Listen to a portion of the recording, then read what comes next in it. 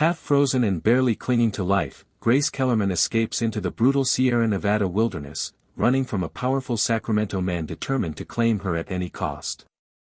When rugged cowboy Garrett Greenwood stumbles upon her in the snow, he takes her in, no questions asked, only a promise of protection she never expected. In the rough mining town of Pioche, the danger she fled begins to close in, testing their fragile bond.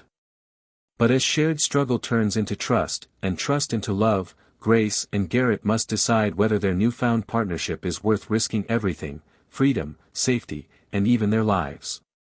The winter of 1876 descended upon the Sierra Nevada mountains with a ferocity few had seen in years. Snow piled against the pines like white walls, and wind howled through the passes sharp enough to cut through even the warmest coat. In that wilderness, Grace Kellerman stumbled forward, half frozen, her breath shallow, her cloak stiff with ice. Every step was a battle between will and exhaustion, but turning back was impossible. Behind her waited a danger far deadlier than the cold. Grace had fled Sacramento, where the powerful and dangerous Silas Harwood, a man with influence, money, and a twisted obsession, had marked her as his possession. After witnessing something she was never meant to see, Grace knew only one truth: if Silas found her, she wouldn't survive. The mountains were her only hope, though they threatened to claim her life as well. When she finally collapsed in the snow, she believed it was the end. But fate had other plans. A cowboy riding the ridge spotted the dark shape crumpled below. Garrett Greenwood, rugged and broad-shouldered, with a worn duster and a heart steadier than the mountains he roamed, urged his horse down the slope. The moment he knelt beside the unconscious young woman, he saw the blue tint on her lips and the tremor in her fingers. "Hang on, darlin'. You're not dying today," he murmured. He wrapped her in his coat, lifted her in his arms, and carried her to the small cabin he used during winter grazing.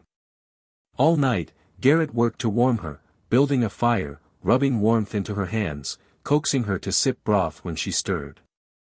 When Grace finally opened her eyes, disoriented and frightened, he kept his distance, offering reassurance rather than questions.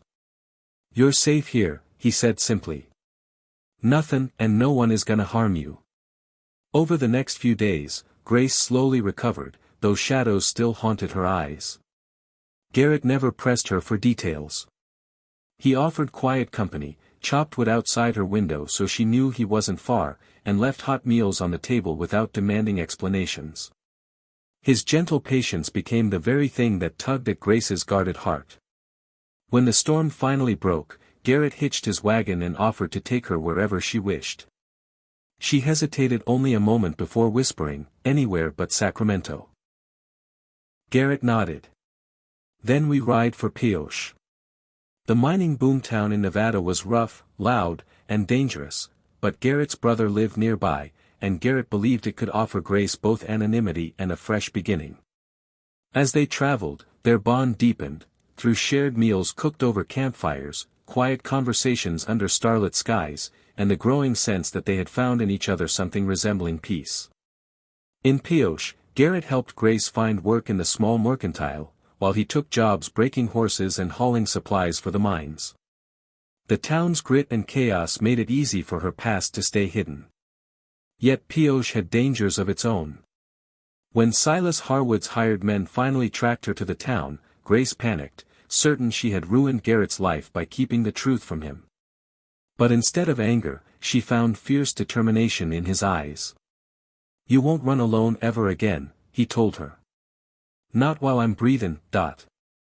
With the help of locals and Garrett's brother, Silas's men were driven off, and word spread that Pioche was no place for tyrants.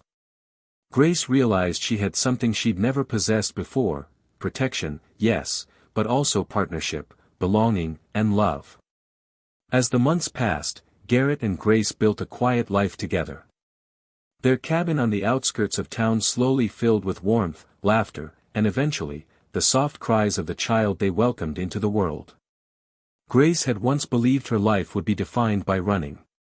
Instead, she found home in the arms of a cowboy who saw her not as a burden, but as a woman worth fighting, and living, for.